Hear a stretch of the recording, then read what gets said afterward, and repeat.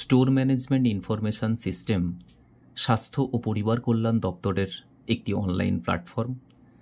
এই store management information সিস্টেমে আমরা আমাদের আয়ুষ মেডিসিন কিভাবে আমরা স্টক এন্ট্রি করব, সেই স্টক এন্ট্রি করার পূর্বে আমরা ঠিক কেমন প্রিপারেশন নেব তা নিয়ে আমরা ইতিমধ্যে আলোচনা করেছি। আজকে আমাদের আলোচনার মূল বিষয় হলো স্টক এন্ট্রি আমরা করেছি, অ্যাড করেছি, সেভ করেছি, কিন্তু প্রপার সেভ হয়েছে কি না, কতগুলো রিমেডি আমাদের সেভ হয়েছে, কতগুলো রিমেডি আমাদের ইউজার নেম, পাসওয়ার্ড এবং আমাদের ডিপার্টমেন্টাল আইডির মধ্যে আছে, সেগুলো কিভাবে আমরা জানব। দ্বিতীয়ত, মেডিসিন স্টক এন্ট্রি করার পর ওপিডি পেশেন্টের ট্রিটমেন্টের জন্য আমরা মেন স্টক থেকে প্রয়োজন মতো মেডিসিন আমরা যদি নিয়ে থাকি, তখন আমাদের মেডিসিনটা মেন স্টক থেকে কনজিউম করতে হবে। তো কনজিউম করতে গেলে তার পূর্ব প্রস্তুতি কেমন নেব, আজ আসছি এই বিষয়গুলো নিয়ে। তো প্রথমেই আমরা স্টোর ম্যানেজমেন্ট ইনফরমেশন সিস্টেমের মূল পেজটি ওপেন করে নিয়েছি, ইউজার নেম পুট করেছি, পাসওয়ার্ড পুট করেছি এবং আমরা আমাদের আইডি বা ইমেজ কোড আমরা পুট করছি। এই ইমেজ কোডটি পুট করার সাথে সাথে স্টোর ম্যানেজমেন্ট ইনফরমেশন সিস্টেমের প্রপার পেজটি ওপেন হবে। পেজটি ওপেন হলে আমরা দেখতে পাচ্ছি আমাদের একদম এই পেজের ওপরের ফ্রন্টে আমরা দেখতে পাচ্ছি আমাদের opening stock, indent, issue, report, help, call log, log out এবং হোম, এই অপশানগুলো আমরা দেখতে পাচ্ছি। প্রথমেই আমরা আসব কিভাবে আমাদের মেডিসিন আছে কতগুলো আমরা কিভাবে জানব। আমরা ওপেনিং এন্ট্রি থেকে ওপেনিং স্টক করেছিলাম এবং প্রসেস করে আমরা অ্যাড করেছিলাম এই পেজটার মাধ্যমে। তো এই পেজটার মাধ্যমে যখন আমরা অ্যাড করেছিলাম তখন আমরা ক্যাটাগরিতে হোমিওপ্যাথি ড্রাগ, ক্যাটালগ এবং এই দুটো সিলেক্ট করার সাথে সাথে কতগুলো ওষুধ আছে এরকম একটা পেজ আমরা পেয়েছিলাম। সেখানে কিছু ঔষধ আমরা দেখতে পাচ্ছিলাম যে এই ঔষধগুলো আমাদের আইডির আন্ডারে আছে, কিন্তু এই কতগুলো মেডিসিন তো নয়, আমরা এখানে প্রায় 10-12টা মেডিসিন দেখতে পাচ্ছি। তাহলে কি আমরা ধরে নেব আমাদের ডিপার্টমেন্টে 10-12টা মেডিসিন সেভ হয়েছে? না, আরও অনেক ঔষধই সেভ করেছি আমরা, এবং কোথায় সেভ করেছি, কোথা থেকে পাবো, সেটা নিয়ে এখন আমরা আলোচনা করব। আমরা আসবো আমাদের স্টোর ম্যানেজমেন্ট ইনফরমেশন সিস্টেমের রিপোর্ট অপশানে।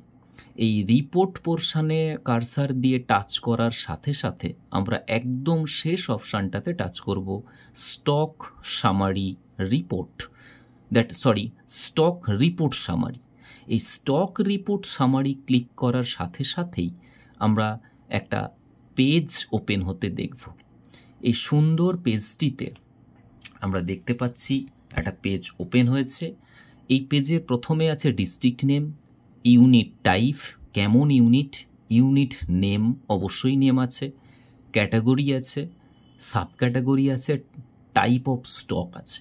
আমরা ক্যাটাগরি থেকে যেহেতু হোমিওপ্যাথিক মেডিসিন নিয়ে কাজ করছি, আমরা হোমিওপ্যাথিক ড্রাগ চুজ করব। সাব ক্যাটাগরি থেকে অবশ্যই আমরা ক্যাটাগরি চুজ করব, ক্যাটালগ চুজ করব এবং স্টকে আমরা অল রাখব এবং অ্যাজ অন ডেট এই জায়গাটা ক্যালেন্ডারে ক্লিক করে যে ডেটে আমরা দেখব সেই ডেটটা ক্লিক করব। করার পর আমরা শো অপশানে ক্লিক করলে আমরা দেখতে পাবো আমাদের ঠিক কতগুলো মেডিসিন আমরা সেভ করেছি। এখানে আমরা দেখতে পাচ্ছি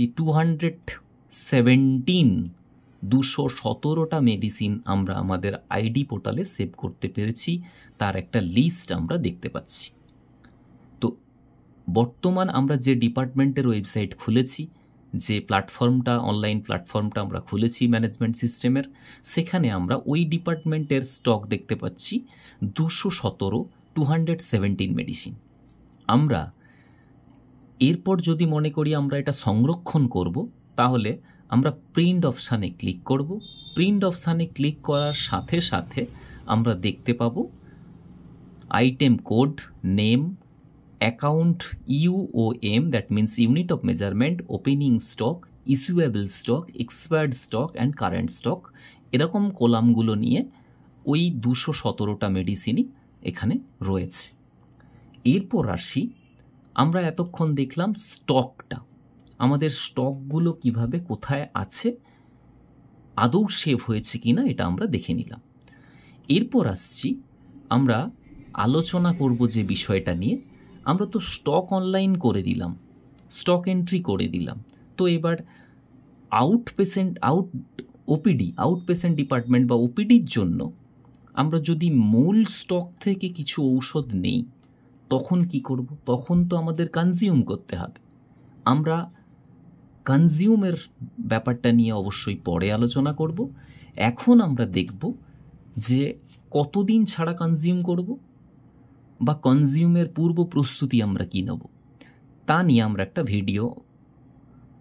পিডিএফ ওপেন করেছি। আপনারাও দেখতে পাচ্ছেন একটা পিডিএফ ডিসপ্লেতে আছে।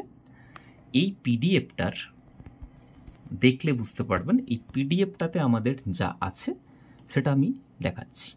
প্রথমত এই পিডিএফের ফার্স্ট আছে সিরিয়াল নাম্বার। আমরা প্রথমেই নাম দিয়েছি stock clearance of homeopathic remedy in fortnight, অর্থাৎ আমরা চাইছি আমাদের ডিপার্টমেন্টে 15 দিনে ঠিক কতটা মেডিসিন আমরা পেশেন্টের জন্য মেন স্টক থেকে নিচ্ছি তা এখানে আমরা লিপিবদ্ধ করব। তার জন্য আমরা যে কলামগুলো বানিয়েছি, 1 সিরিয়াল নাম্বার, 2 হচ্ছে নেম অফ মেডিসিন, 3 হচ্ছে পোটেন্সি অথবা মাদার টিংচার, কোয়ান্টিটি কত ml এর মেডিসিন, ওই মেডিসিনটার ব্যাচ নাম্বার, ওই মেডিসিনের ম্যানুফ্যাকচারিং ডেট, এই মেডিসিনের এক্সপায়ারি ডেট, এবং অ্যাকচুয়াল কটা ফাইল আমরা ওপিডির জন্য ইস্যু করতে চাইছি এবং কবে ইস্যু করছি সেই ইস্যু ডেট, এবং রিমার্কস কলামে যদি প্রয়োজন কিছু থাকে আমরা সেটা লিপিবদ্ধ করব। তো এখন দেখা যাচ্ছে এরকম একটা পিডিএফ, এরকম একটা ফরম্যাটে যদি আমরা বানিয়ে রাখতে পারি, তার কারণ 15 দিনে আউটপেশেন্ট ডিপার্টমেন্টের জন্য বা ওপিডির জন্য কত ঔষধ স্টক থেকে আমরা নিচ্ছি সেটা আমাদের মনে রাখা সম্ভব নয়। তাই আমরা যদি 1, 2, 3, 4 সিরিয়াল নাম্বার মেনশন করে এখানে ওষুধের নাম, ওষুধের পোটেন্সি, ওষুধের কোয়ান্টিটি, ওষুধের ব্যাচ নাম্বার, ওষুধের ম্যানুফ্যাকচারিং ডেট, ওষুধের এক্সপায়ারি ডেট, কতগুলো ফাইল আউটডোরের জন্য আমরা নিচ্ছি স্টক থেকে এবং কবে নিচ্ছি, এরকম একটা যদি লিস্ট আমরা বানিয়ে ফেলতে পারি, আমরা নির্দ্বিধায় মেন স্টক থেকে যে যতগুলো মেডিসিন এখানে লিস্টে আমরা এন্ট্রি করব, নির্দ্বিধায় আমরা ওই মেডিসিনগুলো স্টক থেকে ক্লিয়ার করতে পারব। পরবর্তীকালে আমরা স্টক ক্লিয়ারেন্স কিভাবে করব নেক্সট ভিডিওতে আমরা জানাবো। Thank you.